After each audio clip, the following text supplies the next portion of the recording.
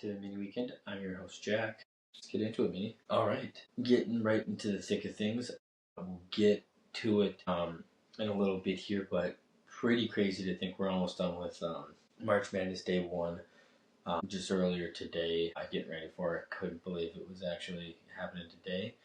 And bittersweet, the first days always go so fast, but like I said, we'll get to that. First and foremost, once again, coming at you guys with 10 things I want to talk about with you guys tonight. First thing being drinking the podcast, and tonight we went with, it's called Squeezed to Death by Liquid Death. And I know this new format for the podcast, 10 things I'm coming to talk to you guys about, has brought on some new listeners. So if you are new here, you might be asking yourself, Jack, what in the world is Liquid Death?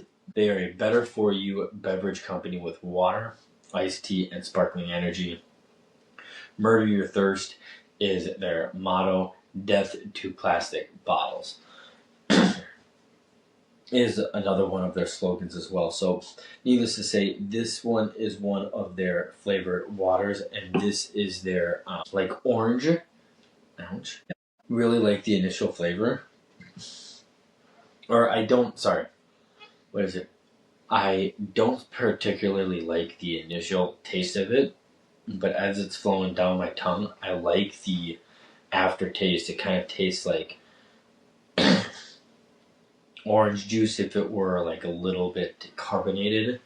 So we'll get to our ranking in just a little bit, but yeah, so like I said, Liquid Death, they're a really, really, really awesome company. It was started by two gentlemen out in California who were alcoholics and were going to parties and getting tired of asking the question, why aren't you drinking? Yada, yada, yada. So they went after and started a company of non-alcoholic beverages that in cans that kind of looked like they were drinking to avoid the constant questioning. And they did a really bang-up job. I've had a number of these, and all of their cans look really cool. Each one of them has, a little bit of a different kind of color design and everything, unique, and it's really cool. But like I said, they originally, when we first started drinking some of their beverages, they were originally just had their iced teas, soda, and but now they have some of they have sparkling energy, which we haven't done yet, but soda flavored. You have things like Dr. Death, their twist on Dr. Pepper, root beer wrath, root beer. They got mango chainsaw, grapefruit, deathberry inferno, pina colada, Kilbert grape, scream soda, so serial criminal, psycho cider. So a lot of really cool, interesting, different flavors that we still have not tried on here. But I urge you guys to go check out. If you go to liquiddeath.com, you can find out more about them. They have you can find out everything about their beverages. They have really cool merch. You can find out where you can actually get, just like every other place, where you can get some of these drinks and all that really fun stuff. You can also find them on social media. Facebook, Instagram, and TikTok are where you can find them. So yeah, like I said, Squeezed to Death. I don't know. I don't. This is one that I honestly don't know where I want to go with it, because it's not one of the top ones that we've had on here. It's not one of the bottom ones. It's not kind of fair to call it middle. I'm going to do it. I'm going to give it we'll go 5. We'll go 5-6. It's okay. We'll go in the middle. 4-6. Let's say 4-6. 4-6.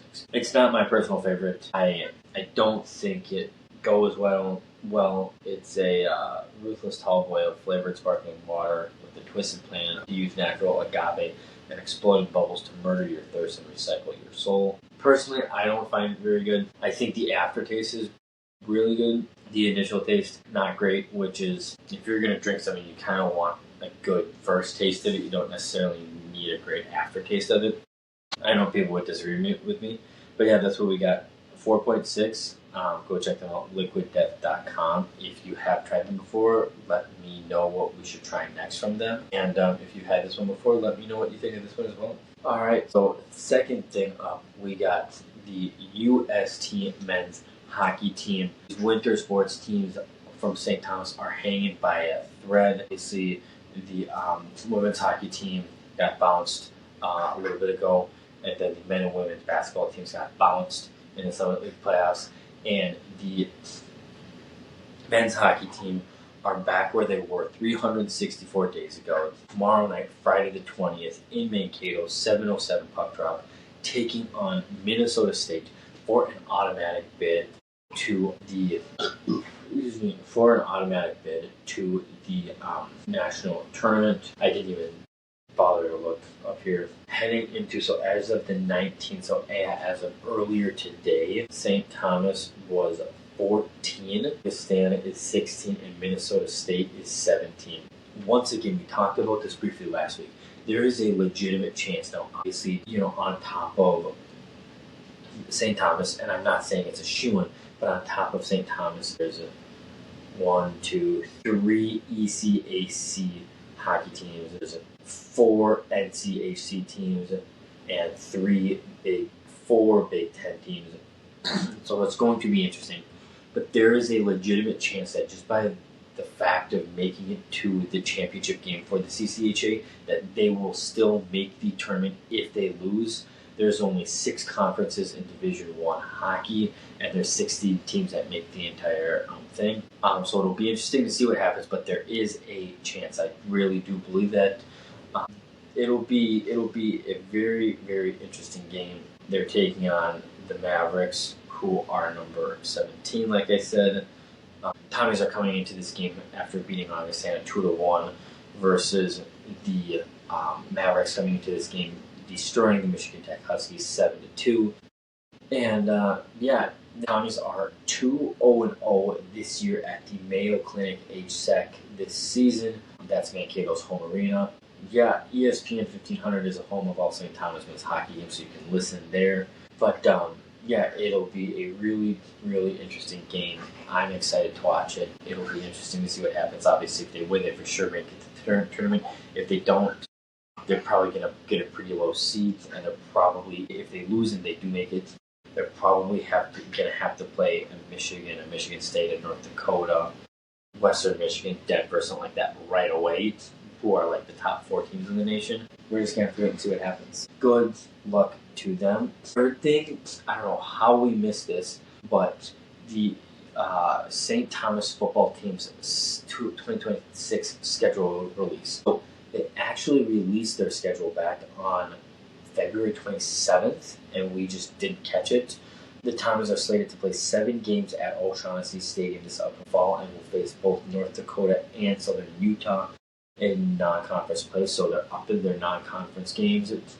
The season will officially kick off on Thursday, August 27th, when it hosts Winona State at O'Shaughnessy Stadium. September also promises to be a busy month for the Tommies, as they will host Northern Michigan, Southern Utah, and San Diego in 3 consecutive weekends at O'Shaughnessy Stadium. So if you're wanting to see a game early in the season, that is very, very easy to do. Like I said, 4 of their first 5 games will be at home. So without further ado, we'll just go through their schedules. They will open up on Thursday, August 27th, like I said, at home against Winona State, before going away for their only away game in September on the 5th to Grand Forks to play number 14th North Dakota. And then on September 12th, they will host Northern Michigan. 19th, they will host Southern Utah, and that will wrap up non-conference play. And they will kick off conference play with a game against San Diego on the 26th. And then after that, they will go alternate away, home until the rest of the season. So October 3rd at Presbyterian, October 10th versus Stetson, October 24th at Marist, October 21st, Halloween versus Davidson, November 7th at Butler, November 14th versus Drake, and November 21st at Valparaiso. So once again, promising season for this upcoming team. A team that definitely has hopes of getting right back in the thick of things, right at the top of the Pioneer Football League. And should be a fun season. We have a while to get back there. But the only other note, their last home game against Drake will be Senior Day and Military Appreciation Day. So that was the third thing. we wanted to bring up. And then just kind of quickly, number 4, just March Madness update. Obviously, the tournament day 1 is not over. We have the final, what's that, 3-4 games left to go here? Yeah, 3-4 games. It's the Houston game. Yeah, the Houston game, Gonzaga game, Georgia and St. Louis, and Illinois. So yeah, wrapping up. And so far, it's been a pretty good day. There haven't really been a ton of huge upsets. Your Dukes, Michigan. Duke got a little bit of a scare, but Duke, Michigan, Houston, Michigan State, Illinois, Gonzaga, Nebraska all had a pretty easy time.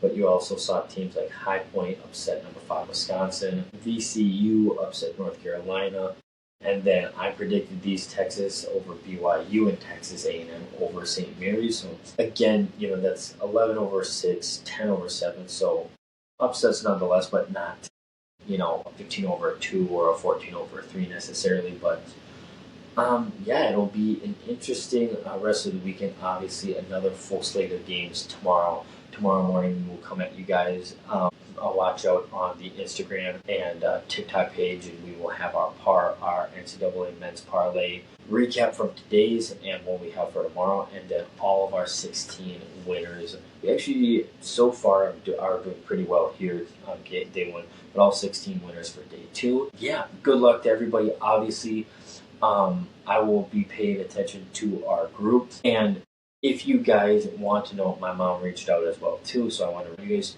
You can still put in a bracket if you would like. You're just not going to get these first 8 points, so that could come back and hurt you. But if you're really wanting to do it, go ahead, make one, and we'll make it happen. So yeah, that's all we really got for the men's college basketball March Madness tournament so far. Next up, number 5, Unreal. Their products are seriously unreal. Got drop number 2 today. It's their Minnesota vented rope snapback. The single, I did take off the thing here. But this single, just the Loon logo, super clean, white, black. The bill actually on the hat is red, which I think is actually sick. I think it's a really cool touch. Close the laptop really here, quick here, just kind of simple. You have on one sleeve the coordinates for the stadium, MLS logo, UNRL logo up here, and just really simple and elegant. I really like it. Like I said, if you like the crossover hoodie, they fit pretty true to size. So yeah, and if you missed out on this, you will be able to get one on Sunday's game on the 22nd. So make sure you get there. But before I wrap up with UNRL, like I say every single time, guys, Unreal really is top of the line in athleisure. In my opinion, they have everything from, I know I call it athleisure, but they have things you can wear to the golf course, things you can work out in, things you can dress up and wear to work, things you can wear lounging around the house. You can really dress up and dress down just about anything. They have tees, joggers, windbreakers, anything you name it. Go check them out, unrl.com. And they will get you fitted with whatever you need. And before we let you go, let them know your friends at the mini weekend sent you, and make sure you check out the link in the comments on the YouTube video for $15 off your next order and accruing points on the very next order so that you can use on upcoming orders as well. So go check them out. You will not be disappointed. And rl.com, and you can check them out all over social media: Facebook, X, Instagram, LinkedIn, and TikTok. Next up, believe it or not, before we come on next, the MLB's opening day and this Twins season opener will happen by the next podcast, which is insane. The opening day schedule is the 25th. I believe that it's at the 9th, Wednesday, whatever. And it's between the New York Yankees and San Francisco Giants. No idea what. The MLB should take a page out of the NFL, the NHL, and the NBA's book, where the team that won the pennant hosts the first game, which should be the Dodgers, even though I don't really like the Dodgers. But that's how it should be. Kicks off 8 p.m. Eastern time, 8:05 Eastern time. Yankees at Giants, but the Twins will kick off their season at 3:05 p.m. Eastern Standard Time at Baltimore. The Twins are currently 8-16-1 in spring league play. Keep in mind they've been without a couple of their top players gone at the World Baseball Classic. Also keep in mind it's not taken super seriously. I know there's not exactly high hopes for this team this year, but they should be, 500, kind of hovering around there. They got 5 games left before the season starts. Excuse me, which would be a fun one. And lastly, before we let you guys go, I did find out the Twins' win line is set at 72.5 wins. And I'm going to be completely honest with you guys. This isn't the eternal optimist. This is me realizing how many games there are in a season. Take that over. I'm going to find a place, and I will come back to you guys and let you know. I'm going to find a place to place a $5 to $50 bet on the over.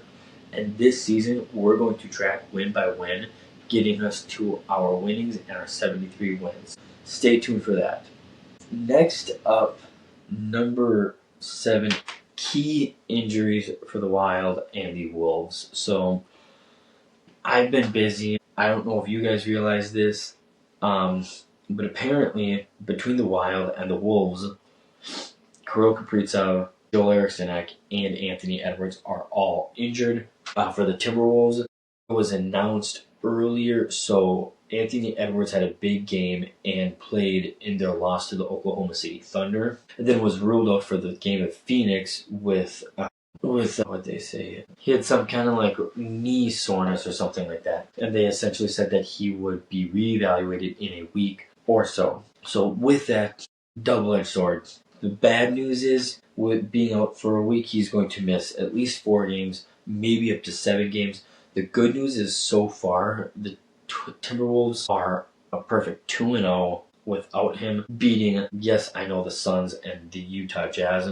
The bad news is the 4 to 7 games, and they'll have another relatively easier game to kind of go 3-0 without him tomorrow night, Friday, against Portland. But then they have a pretty tough 1, 2, 3, 4, 5 game stretch where they will go to Boston, hosting Houston, hosting Detroit, going to Dallas, and then going to Detroit, then going to Philadelphia. And then after that, 4 of their last 5 games should be relatively easy. But again, that doesn't leave for much time between now and the playoffs. That's what, 1, 2, 3, 4, 5, 6, 7, 8, 9, 10, 11, 12.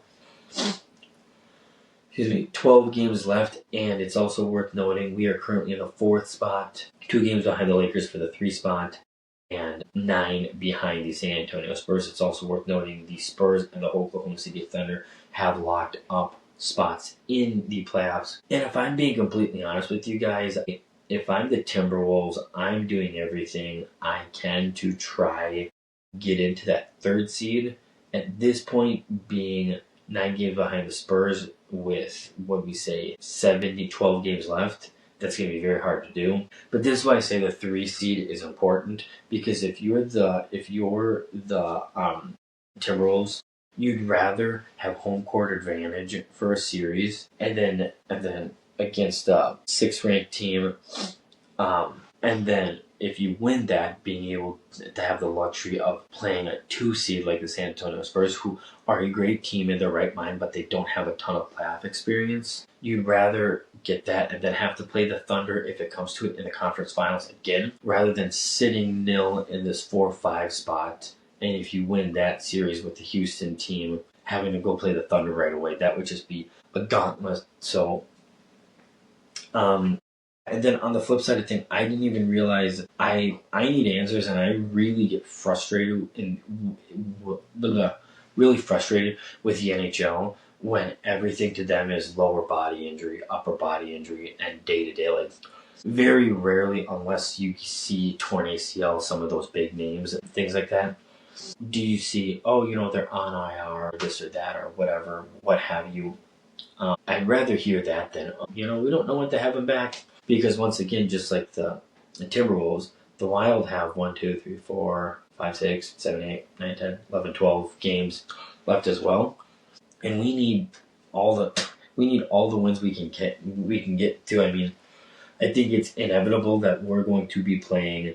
We're more than likely going to be playing the Dallas Stars in the first round. Once again, the Dallas Stars. We have 2 games on the Dallas Stars, or we have played 2 more games than the Dallas Stars and 3 more than the Colorado Avalanche. Even though we're only 6 games behind Dallas and 8 games behind Colorado, but you want to be playing good hockey, and you want to be playing healthy hockey going into the playoffs. And who knows, maybe this stuff with Eriksson and Kirill is just precautionary. But a game like tonight against the Chicago Blackhawks, you would have liked to have won that game and gotten an additional 2 points to be only at this point, instead of 6 and 8 being only 4 and 6, because you do that, even though they have a couple games on you, you're within striking distance of, potentially getting that 1 or even 2 spot within the Central. So, yeah, that was the 7th thing we wanted to talk about.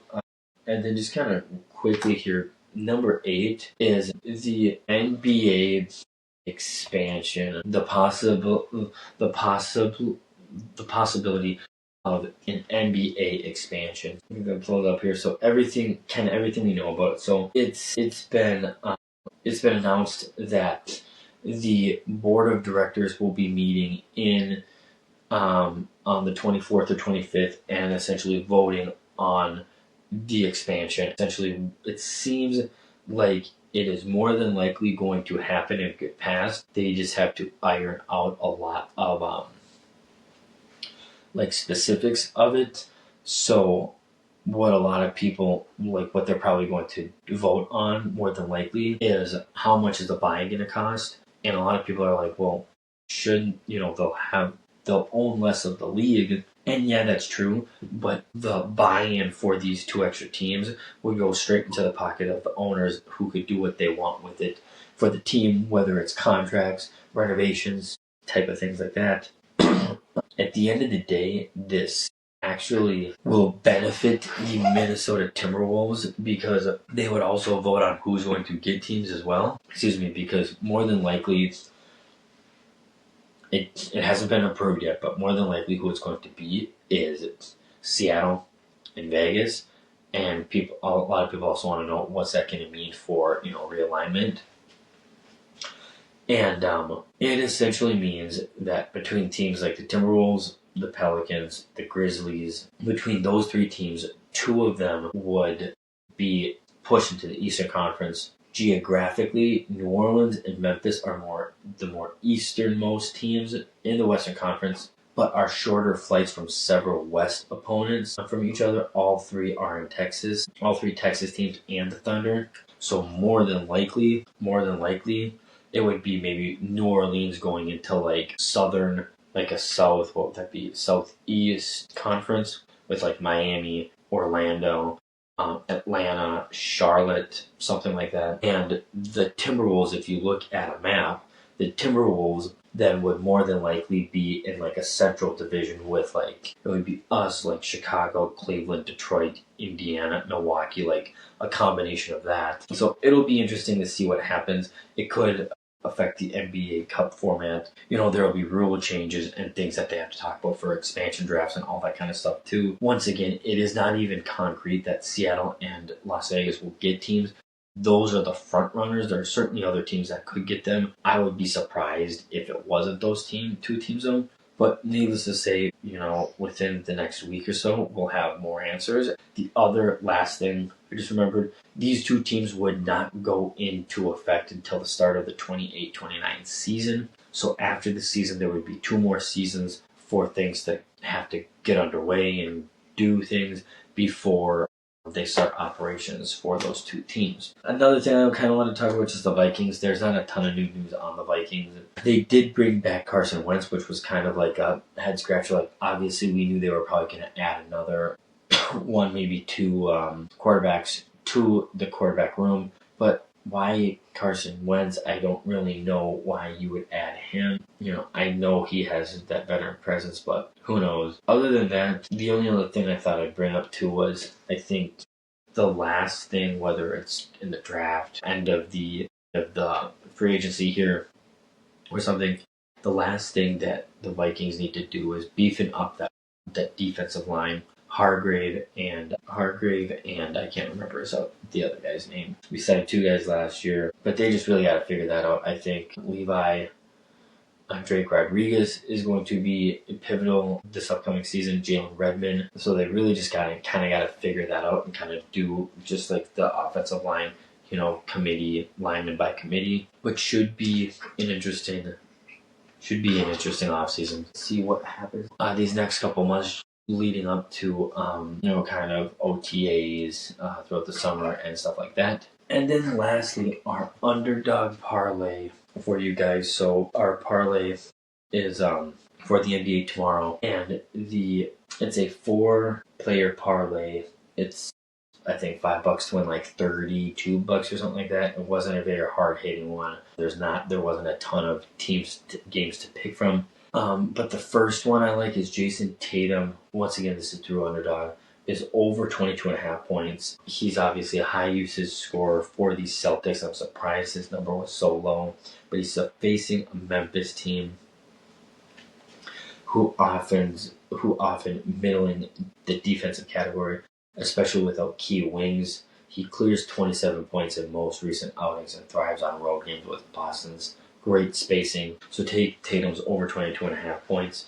Then I like Alperen Şengün over 8.5 rebounds. He regularly dominates the glass for Houston, especially at home. And then on top of that, versus Atlanta should be good for him. They're a very poor rebounding team.